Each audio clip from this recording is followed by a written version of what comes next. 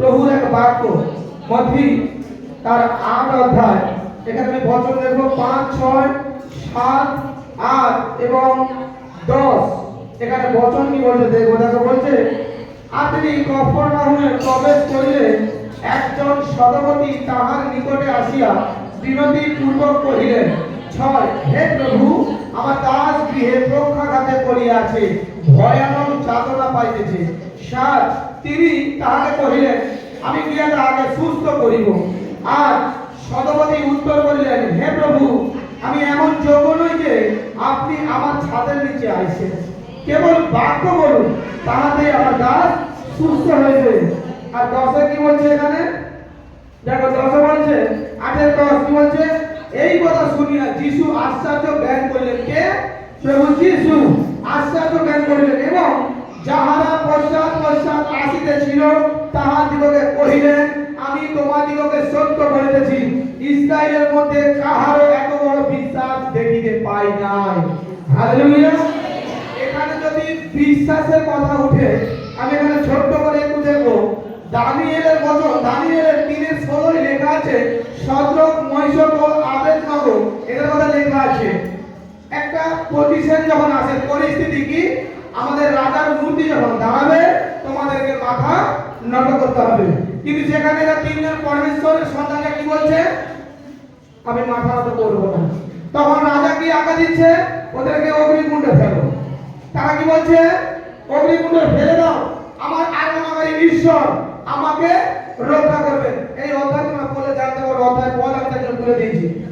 আর আজকের বিশ্বাসীরা, পাড়ার লোক যদি বলে তুমি মারা যাওয়ার পরে তোমাকে কবর দিতে দেবো না, পরে দিন সে বাইবেলটা বন্ধ করে দেয়। বিশ্বাসী হতে হলে এদের মতো হও। যদি বিশ্বাসী হতে হয় এদের মতো হও।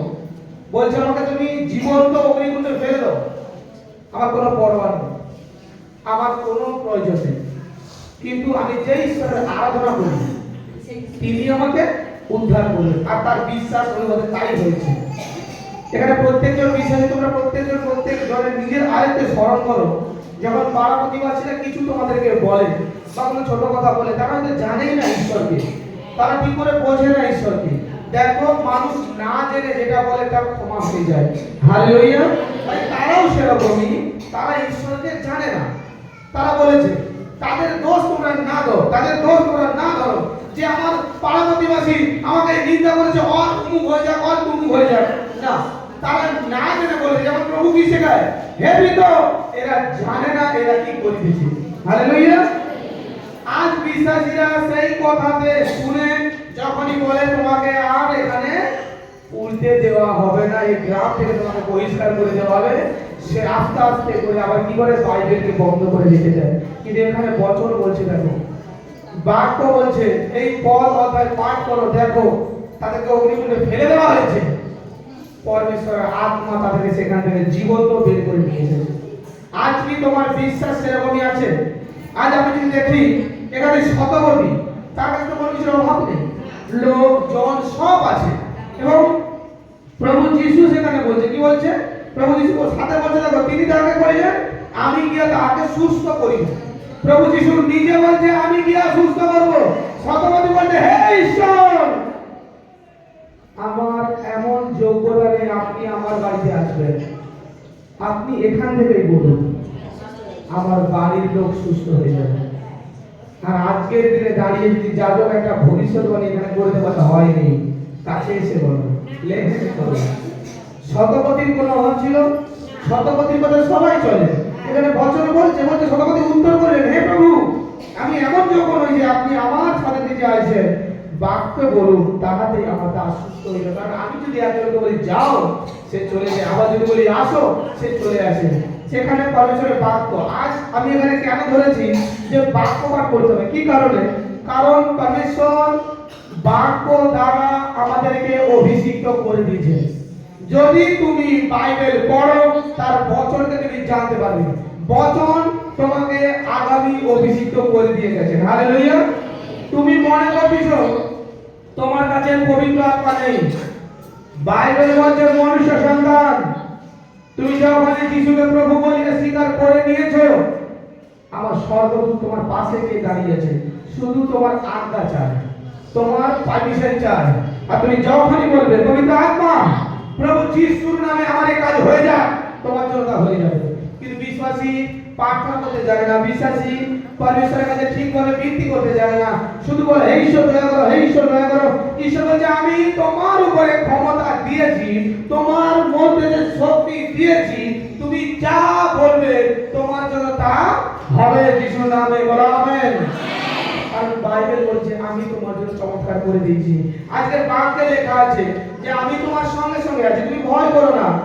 তোমরা বলতেই পারো আরে তো অন্য জনের জন্য বলেছে, না, এই বাক্য তোমার জন্য। পরমেশ্বর তোমাকে মেসেজ দিচ্ছে যে তোমার ভয় করার কোনো প্রয়োজন নেই, আমি তোমার সাথে আছি। যত বড়ই বাধা বিপদ আসুক, তোমার সংসারে যতই অভাব আসুক, মনে রাখো আমি কিঞ্চিত মাত্রা তোমার থেকে দূরে সরিনি, আমি কিঞ্চিত মাত্রা তোমার থেকে চলে যাইনি, আমি তোমার পরিবারের উপর থেকে সরিনি, আমি তোমার পরিবারে আছি, আমি তোমার জীবনে আছি, আমি তোমার ফ্যামিলিতে আছি। তুমি যখনই আমাকে ধন্যবাদ দিচ্ছ, বিশ্বাস দিচ্ছ, দেখো আমি তোমার জন্য সেই অলৌকিক মহিমা প্রকাশ করবো যিশু নাসরির নামে, বলো আমেন। তিনি পরমেশ্বর, তিনি চমৎকার করেন, হালেলুয়া। প্রত্যেকটা বিশ্বাসী খাওয়ার আগে খেতে বসে যেন প্রার্থনা করে, বাড়ি থেকে কোথাও বেরোনোর আগে যেন প্রার্থনা করে, আবার বাড়িতে প্রবেশ করার সময় যেন প্রার্থনা করে, তার গন্তব্যপথে পৌঁছে যাওয়ার পরে যেন প্রার্থনা করে। একজন প্রকৃত বিশ্বাসীর কাজ এটা, কেন জানো? কারণ তোমাকে সর্বধন পবিত্র আত্মা গাইড করতেছে। তোমার মুখ থেকে এইটুকুনি শুনতে চাই থ্যাঙ্কস বা ধন্যবাদ, এইটুকুনি শুনতে চাই, একটু ধন্যবাদ শুনতে চায়, তোমার কৃতজ্ঞতা তিনি জানতে চায় যে হে আমার সন্তান সকল দুঃখেও আমার ধন্যবাদ দিতে ভুলেনি, এই দুঃখ তো আমি আগে সরিয়ে দেবো যিশু নাসরির নামে, বলো আমেন। তিনি পরমেশ্বর। কিন্তু আমরা প্রার্থনা করেছি পিতা আমি এই যাচ্ছি ওই যাচ্ছি, সেখানে চলে গিয়ে আর পিতার কথা মনে নেই, কিছুক্ষণ পরে পবিত্র আত্মা মনে করিয়ে দেয় আর পিতাকে ধন্যবাদ করেছিস, ও বলা হয়নি রাতে একসঙ্গে বললো। পবিত্র আত্মা আমাদের সঙ্গে এভাবেও কার্যকারী করে, হালেলুয়া।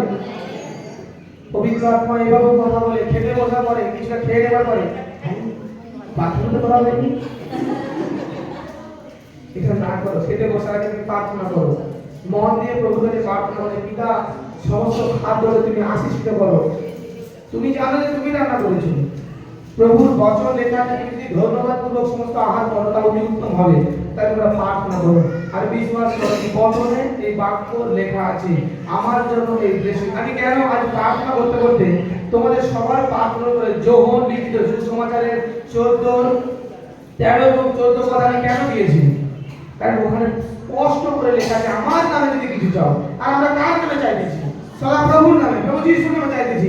আর পরমেশ্বর কি কথা দিয়েছে? তুমি যখন আমার নামে চাইতেছো আমি তোমার জন্য তা করে দিয়েছি এবং করব, করতে থাকবো আগামী দিনেও। আমি তোমাকে যে সুখী সন্তান তৈরি করবো যিশু নাসরির নামে, হালেলুয়া। দেখো আমি যদি দৃষ্টান্ত দেখি, যেই বৃক্ষে ফল বেশি হয় সেই বৃক্ষে ঢিল বেশি ছোড়া হয়, হ্যাঁ কি বলা? যখন তোমার নিন্দা হচ্ছে, যখন তোমার তাড়না হচ্ছে, যখন তোমাকে মানুষ ছোট করতেছে, যখন বারবার দুষ্টামি অ্যাটাক করতেছে, মনে রাখো তুমি ফলদায়ী গাছ হয়ে গেছো, চিন্তা নেই আর। উল্লাস করো, আনন্দ করো, গান চালিয়ে নাচো যিশু নাসরির নামে। জগতের গান নয়, যিশু নাসরির গান। কি গান? তোমার মন পছন্দ গান তোমরা নাচ, তাই তো নাচবে। যখনই এই প্রবলেমটা হচ্ছে, যখনই এই সমস্যাটা হচ্ছে, মনে রাখো আমি ফল উৎপন্নকারী বৃক্ষ হয়ে গেছি, বা আমার মধ্যে অনেক ফলন চলে এসেছে, তার কারণে এত প্রবলেম, এত ঢিল মারা হচ্ছে। আমি কার্যকারী ব্যক্তি হয়ে গেছি যিশুর নামে, আমার আর পিছনে ফিরে তাকানোর কোনো প্রয়োজন নেই। পবিত্র আত্মা তো আমার কাছে দাঁড়িয়ে আছে, হালেলুয়া। তিনি তো আমাকে রক্ষা করেন, এখানে উপস্থিত আছে। তিনি আমাকে কিঞ্চিত মাত্র ছেড়ে যায়নি। শতপতি যেমন বিশ্বাস করেছিল, সেভাবে যদি তোমাদের বিশ্বাসও সেরকমই থাকে, তোমরাও সেই চমৎকারকে দেখবে। এখানে পুরোটা তোমরা পড়বে বচন, নদীর 8 অধ্যায়, এটাকে পুরোটা তোমরা পড়বে বচনকে মন দিয়ে ধীরতার সঙ্গে পড়বে, বারবার পড়বে, বাক্য বারবার পড়বে। বাক্য তোমার সঙ্গে কথা বলছে, পরমেশ্বর তোমাকে জানাচ্ছে। তুমি যখনই ডিপ্রেশনে চলে গেছো, বিভিন্ন চিন্তায় পড়ে গেছো, যাও কাউকে কিছু না বলে বাইবেল খোলো আর পাঠ করো, কি সেখানে তোমার জন্য পরমেশ্বর কিছু কথা দিয়েছে। হালেলুয়া। আমি তোমাকে সত্য সত্য বলছি, তুমি পাঠ করো আর দেখবে তোমার প্রশ্ন বাইবেল থেকে উত্তর দিচ্ছে প্রভু যিশুর নামে। তুমি যেটা প্রশ্ন করেছিলে বা তোমার মনের মধ্যে যে প্রশ্নটা গাঁথা হয়েছে, বাইবেল তোমাকে উত্তর দিচ্ছে। তুমি ভাববে এটা কিভাবে ম্যাজিক হতে পারে, এটা কিভাবে হতে পারে যে ম্যাজিক আমার সঙ্গে হচ্ছে। আমি তো বাইবেল তো প্রথম পড়তেছি, আমি তো বাইবেল প্রথম জানতেছি, আর আমার জন্য এই বাইবেলের পদ, বাইবেলের অধ্যায় আমার জন্য তো তৈরি হয়ে গেছে। দেখো প্রভু তোমার জন্য সেই গেট, সেই রাস্তাকে পরমেশ্বর তোমার জন্য খুলে দিয়েছে প্রভু যিশুর নামে। তিনি মহান, তিনি তোমার জন্য সেই রাস্তা দেখিয়ে দিয়েছেন। তার জন্য তোমাকে এই বাইবেলকে হাতে রাখতে হবে, পরমেশ্বরের বচনকে হাতে রাখতে হবে, সুসমাচারকে তোমাকে স্মরণ করতে হবে। তার সুসমাচারে কি লেখা আছে, পরমেশ্বর আমাকে কি জ্ঞান দিয়েছে, এটা তুমি যদি না করো তুমি জানতে পারবে না। হালেলুয়া। এখানে তোমাকে বলবে না কারোর সঙ্গে মারপিট করো, এখানে তোমাকে বলবে না কারোর পেছনে লাগো। এটা পড়লে তুমি জানতে পারবে আসল জীবনের মানে কি, এটা পড়লে তুমি জানতে পারবে সত্য কি, এটা পড়লে জানতে পারবে পরমেশ্বর তোমার জন্য কি দিন কি আয়োজন করেছে, এটা পড়লে তুমি জানতে পারবে প্রভু পরমেশ্বরকে। আর তুমি তখন বুঝতে পারবে পরমেশ্বর তোমার উপরে সেই অভিষেক, সেই আশীর্বাদ, সেই ব্লেসিং তোমার উপরে পরমেশ্বর খুলে দিয়েছে প্রভু যিশুর নামে। হালেলুয়া। প্রত্যেকজন কি বাইবেল পাঠ করবে? রোজ রোজ বচন পাঠ করবে। প্রত্যেকটা বিশ্বাসী বচন পাঠ করার আগে যেন প্রার্থনা করে, আবার বচন পাঠের শেষে যেন প্রার্থনা করে, এবং ডায়েরি আর পেন নিয়ে বসবে। যদি কেউ বাইবেল পড়তে পারে না, স্মার্টফোন আছে, বাইবেল বুঝতে পারে না, আমাদের মিনিস্ট্রির লাইভ ভিডিওগুলো দেখুক। প্রত্যেকটা ভিডিও, প্রত্যেকটা বচন ছাড়া হয়, দেখুক, তারা বুঝতে পারবে, তারা বচনের মানে বুঝতে পারবে। হালেলুয়া।